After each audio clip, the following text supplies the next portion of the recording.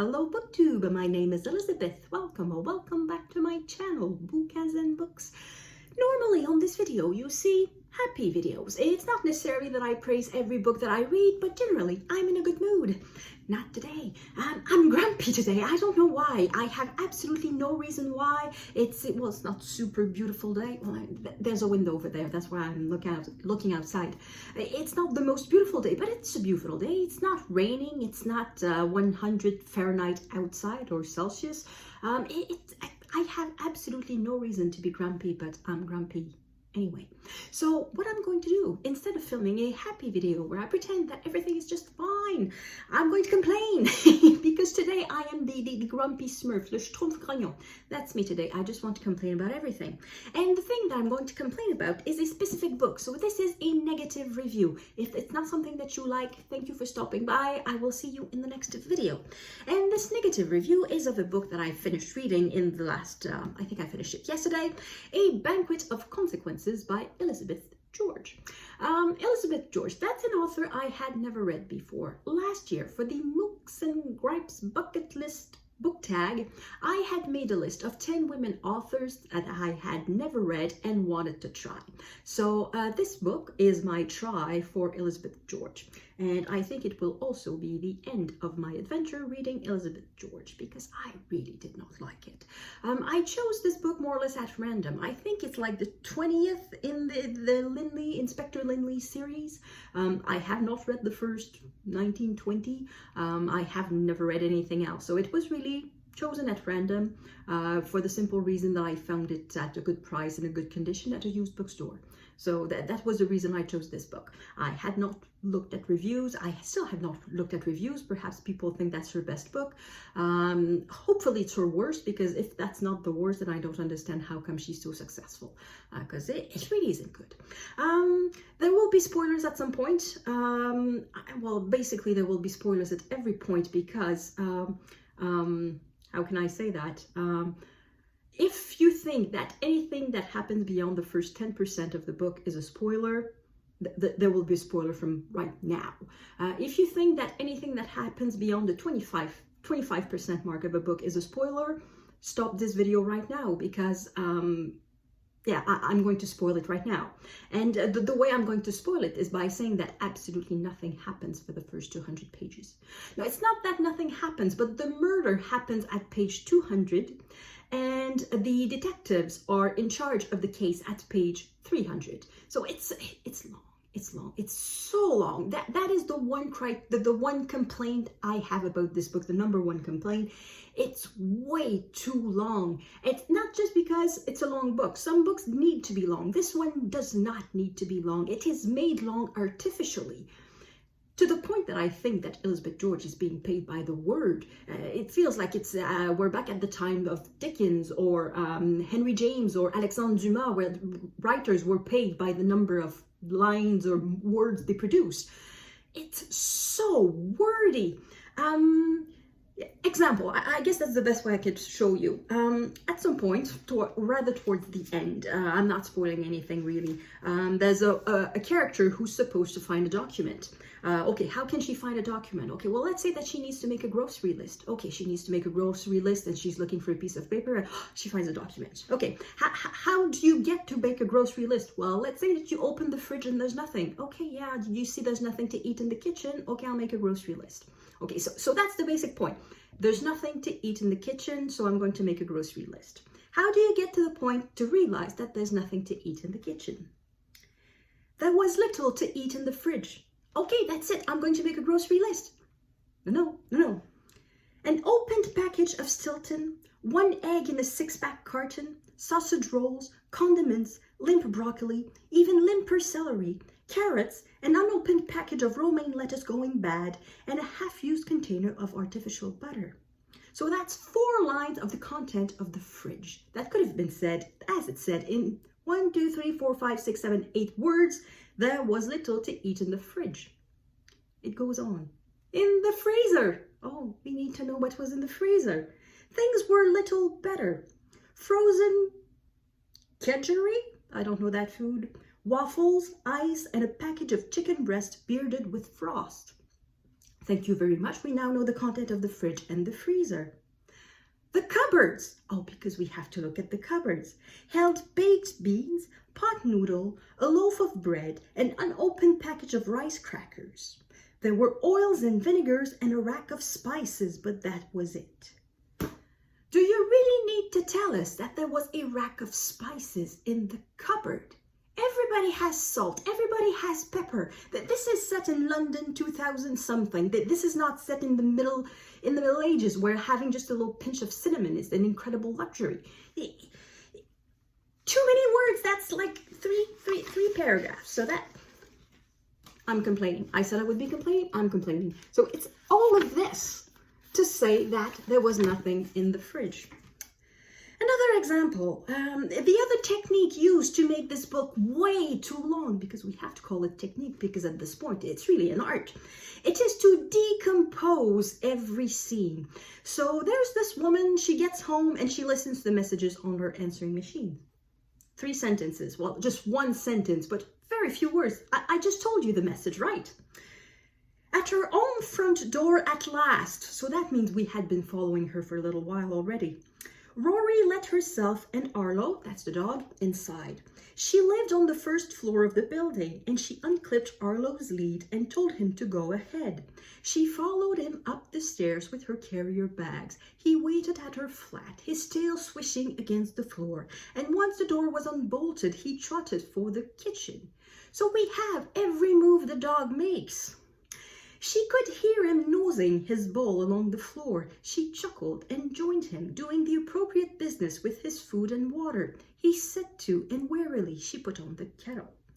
On the worktop, she saw that her answer phone was blinking. She punched the button for messages as she took tea from the cupboard and rustled in the fridge for a pint of milk.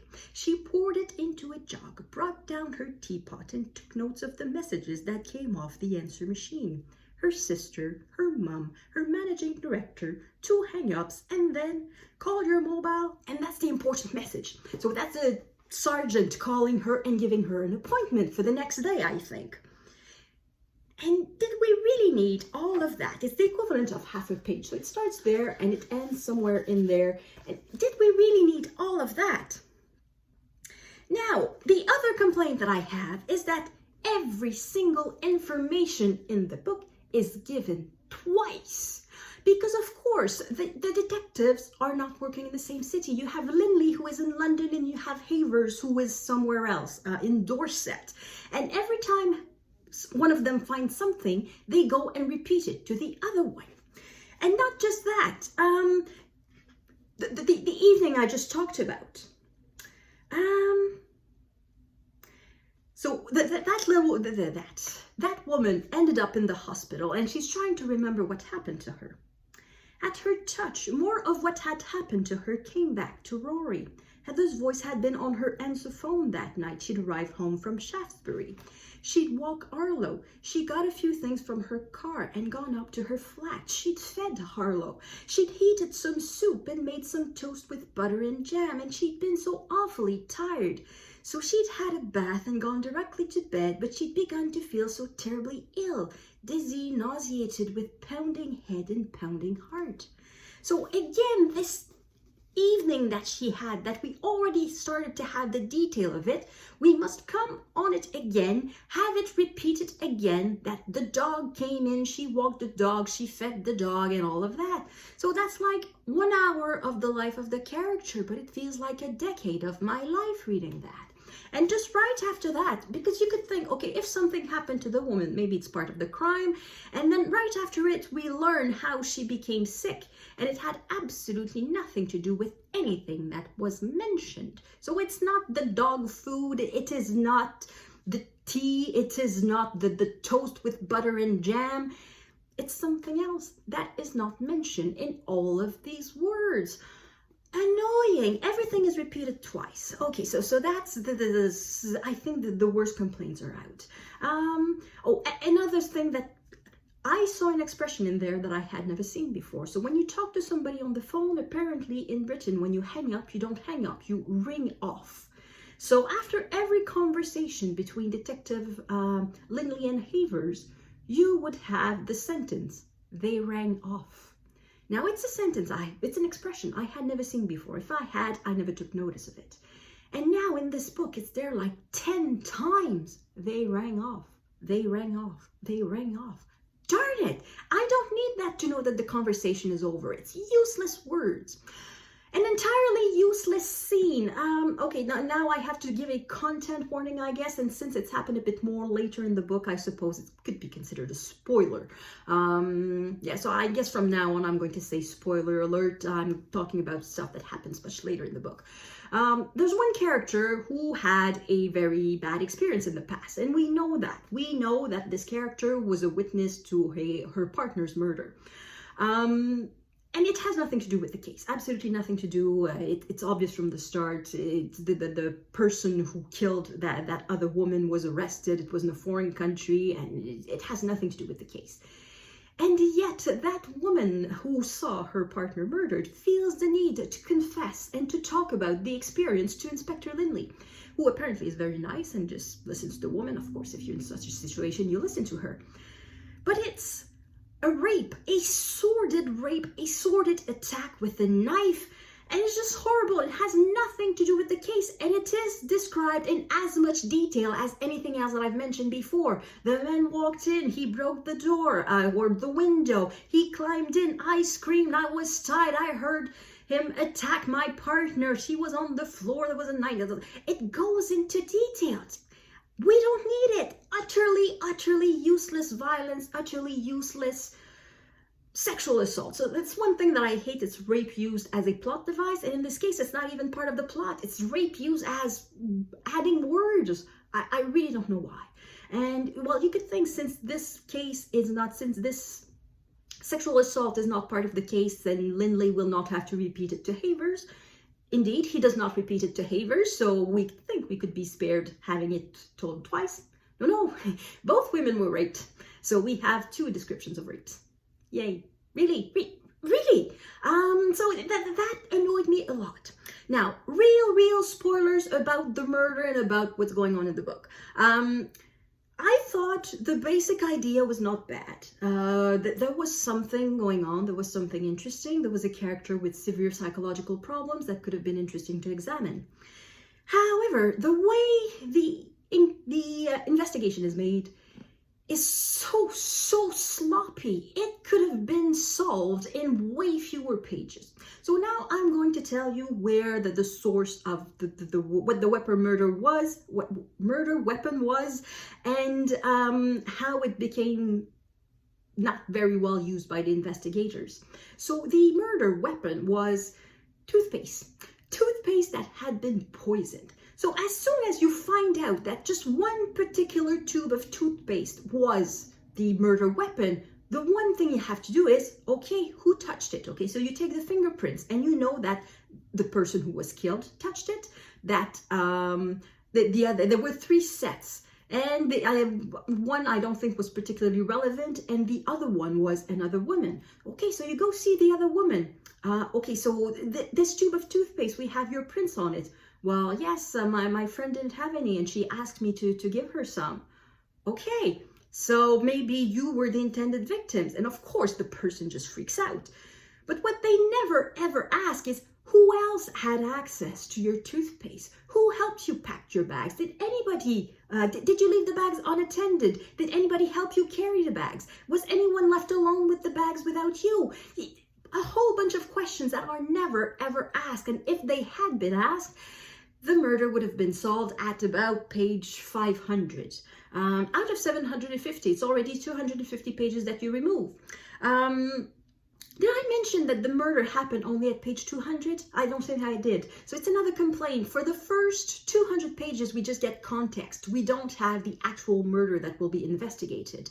And so the murder, which at the time looks like an accident, it's not quite clear, or natural death, it's not quite clear that it's the murder. So before it actually looks like a murder and must be investigated, and before the investigation is given to Lindley and Havers, we are about 100 pages later. So the detective story starts at page 300 out of 750. And I'm reading a murder mystery, so the context is nice, I guess, but that's not what I'm in for. I'm in for a murder mystery. I'm here for a puzzle. And yeah, they kind of suck at solving the puzzle because they just don't ask the relevant questions. And then there were a few things that did not make a lot of sense. Little things. A little thing that did not make a lot of sense is the use of technology. Apparently, they are very stupid with technology. There's no date for the precise setting of this book. However, the clues technologically, they give us the idea that it's around the year 2010, 2012, something like that.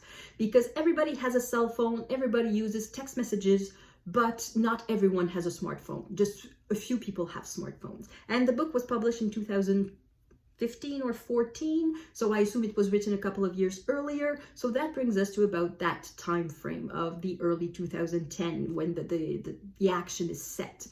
So yeah, we are in early 2010. And the poison in question, to get more information, somebody at the end, very late in the investigation, has the idea to Google it. Well, it doesn't use Google, just to look for it on the internet. And they find that that poison can be bought freely on the internet. Oh my God, anybody could have ordered that. How come they did not check that earlier? There's one of the characters, that's this one silly, stupid thing, but she says, oh, I'm a bit ashamed, I just get my news from the internet. In 2010, everybody only got their news from the internet. I've been getting my news from the internet since 1997. I haven't read a newspaper since the late 1990s. So yeah, you get your news from the internet. That's not important information. That says nothing about the character. It's just completely stupid use of technology. Oh, Sergeant Havers discovers a memory stick. And she was, oh, the document we were looking for, maybe it's on the memory stick, because a memory stick, it's not just a place to copy or to keep a safety of your document. You can save the entire document only on the memory stick. Who doesn't know that? So either you started using computers in the 2000s when hard drives were known and when memory sticks or USB keys were known, and you knew that you could save a document only on a USB key without ever saving it on your hard drive, or you started using computers much earlier at a time when computers did not have hard drive and the only place you could save a document was on some external disk, like a floppy disk or a diskette. So the technology in here is not used well at all. And last thing that is an utter nonsense, Detective Sergeant Havers is held on a very tight leash because apparently she doesn't like the rules, and apparently she has signed transfer papers to Berwick-upon-Tweed, and her boss is keeps telling her that the papers will be fine if she puts just one toe out of line. So she's very nervous and she makes sure to go by the book. So when she's in Dorset, what do you think that Sergeant Havers with Sergeant Nkata, so with another one, so the two sergeants together, where do you think they're staying? At a hotel? No, in the victim's house. They don't have authority for that because that house now belongs to someone else, and that someone else is in a coma at the hospital and has not given permission for you to stay there. And even if the crime did not happen in the house of the victim, it doesn't mean that it's not important, especially when you learn afterwards that it was toothpaste that was the source of the poison. Then you could fingerprint the bathroom perhaps and see if anybody else had access to it, but now you can't because the two sergeants are living in the house of the victim, and they're using her car, and they're using the kitchen, and they're eating there and sleeping there. It makes no sense. Now, I know that the law is not the same in every country. It's not because something is illegal in Canada that it's illegal in the UK. But property law, it was invented by the British. Well, not quite, but almost. So if something like that is illegal in Canada, it's guaranteed to be illegal in the UK also. So it makes absolutely no sense that police officers simply decide to have a bed, just use the victim's house as a hotel. It makes no sense. So that, just that is motive enough to fire a police officer. But no, apparently it's normal in there. It's not even used by the upper echelons to threaten Havers. No, it's normal. Yeah, we're staying with the victim in the victim's place. Yeah. So, Yeah, have I complained enough? I think I've complained enough. I think I've mentioned everything that bothered me about this book. So basically, yeah, I've committed the same sin as the book. I could have made my review 2 words, too long, but instead it's 20 minutes long. Okay, that's okay. So that book is way too long. Oh, I read the acknowledgements at the end, and among the people who are thanked, that if you've never read acknowledgements at the end of the book, it's a bit like if the writer wins an Oscar or an Emmy or a Grammy or something. They start to thank everybody who helped them in their lives. And among the many people who are thanked in the acknowledgements, Elizabeth George thanks a friend for her merciless commentary. She was not merciless half nearly enough. I think if Elizabeth George wants some merciless commentary, she can send her drafts to me. I'm going to be merciless, and I'm going to cut the book at least half the length. So it was not a bad story. Oh, I forgot something. I forgot to complain about the fact that it was utterly, completely, totally predictable. It's not a detail in a murder mystery, because normally I'm not very good at that. Once in a while, I do find it out. But in this book, it's so obvious. So at the beginning of the book, somebody commits suicide, and that person commits suicide after seeing someone else reading a journal of some sort. Okay, so you know now it's the journal that is at the beginning of that's the source of the banquet of consequences. It's that journal. Where is that journal?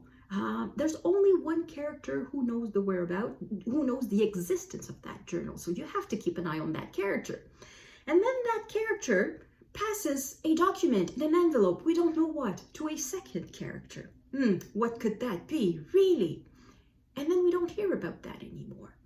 And after that, the murder happens. After the journal was given, well, what I suppose at the time was the journals. What else could it have been? Because there was no other document mentioned. There was no relation between character A and character B. It couldn't have been anything else. So between... Yeah, so this exchange between character A and character B, let's call them that, it's obvious that it's the journal. And then the murder happens. So, yeah, who did it? I wonder. And also, that person B who received this envelope is never questioned throughout the book, even though that person is very, very close to the person of interest in the story. I've already given a bunch of spoilers. I'm going to say it, okay? Spoiler, total spoiler now. I'm going to tell you who the murderer is. It's the son. See, there's this woman who has severe psychological problems, and the police interrogate her husband's mistress, her employer, or rather the friends of her employers, a whole bunch of people. They even call a man that she used to know when she was 14 years old, who is now living in New Zealand, but they never interrogate the son. The heck? Anyway, it's a bad book. It's a terrible murder mystery. And also, I didn't really get to see Inspector Linley investigate because most of it was done by Havers. Most of it was done in the Dorset place rather than in London. So I didn't really get to meet Linley.